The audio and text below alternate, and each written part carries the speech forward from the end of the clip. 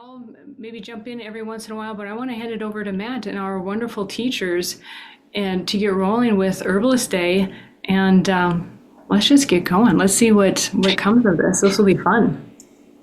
Well, we're very fortunate that I got an email from Rosemary Gladstar's office, and she is really, I would have to say,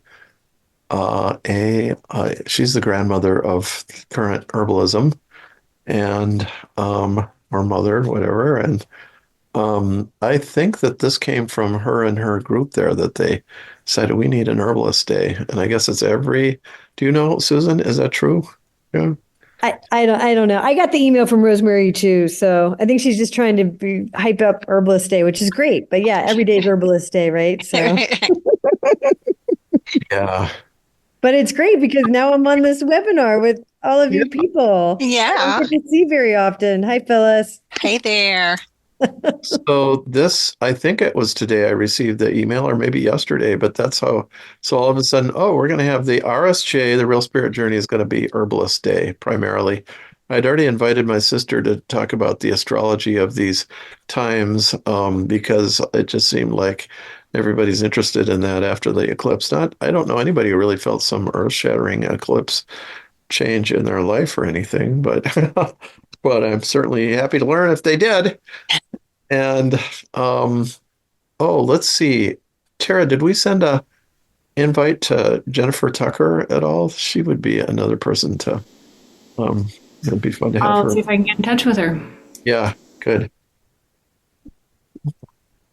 So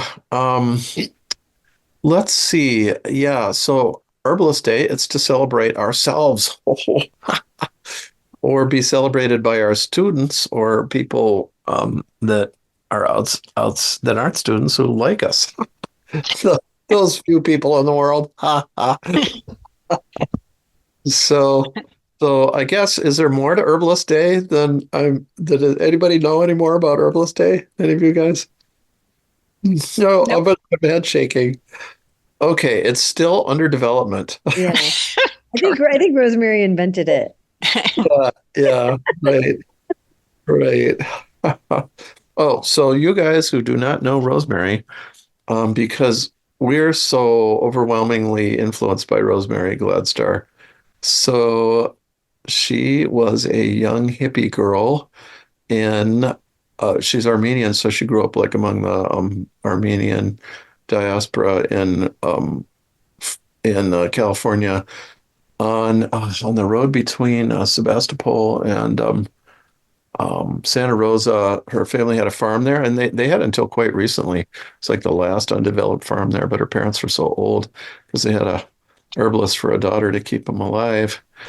And so she grew up there and then founded a hippie herb store in the 70s in Sebastopol and eventually sold it and moved to Vermont and bought a mountain. And um, what is it called? Sage Mountain. Yeah, right. At least nowadays it is. And it's about 450 acres. And they also eventually arranged for the purchase of a piece of 100 acres or 80 acres next door that had never been logged in like 150 years, which is pretty rare in Vermont. And there's actually a story about that. But Yeah, Hannah Hill. It's called Hannah Hill. yeah, okay. You've probably visited it then. Yep.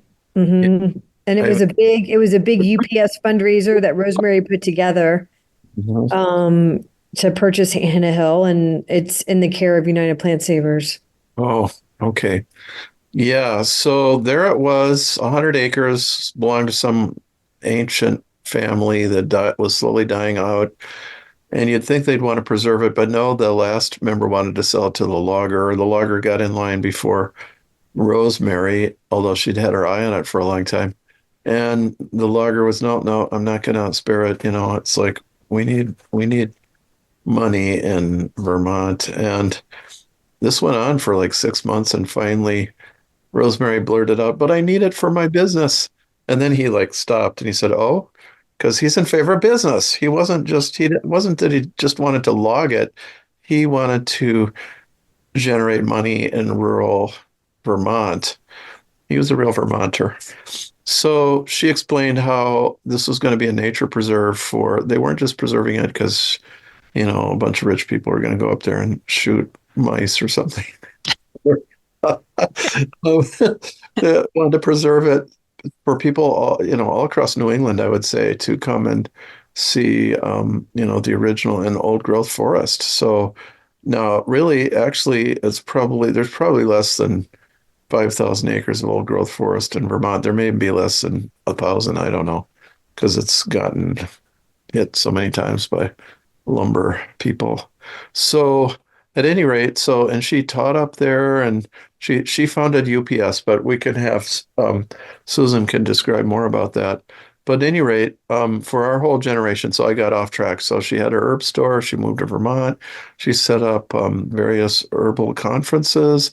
The one in which we had in at Wheaton College in Massachusetts that UPS ran last June June a year ago. And what is that called? International Herb Symposium. Well, she thought of this.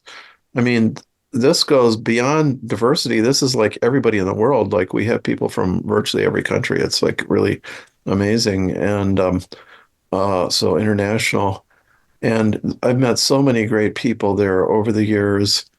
And she also did the women's herbal in at least the one in Massachusetts, maybe other ones too. I'm sure she founded the one in California, which is still going. And she must have founded many, many things. And she's written several books.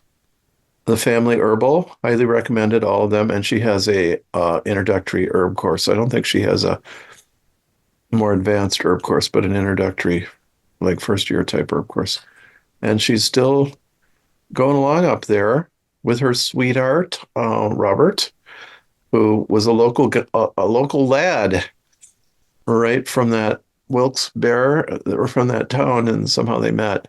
So it's kind of, the California hippie girl meets the French-Canadian logger and lives happily ever after. So that's what I have to say about Rosemary, our founder of the whole generation almost. Thanks for joining us. If you are interested in learning more, you can visit our website at matthewwoodinstituteofherbalism.com. You can find all of our social links in the description below. Also, please subscribe to our channel so you can keep up with the latest videos.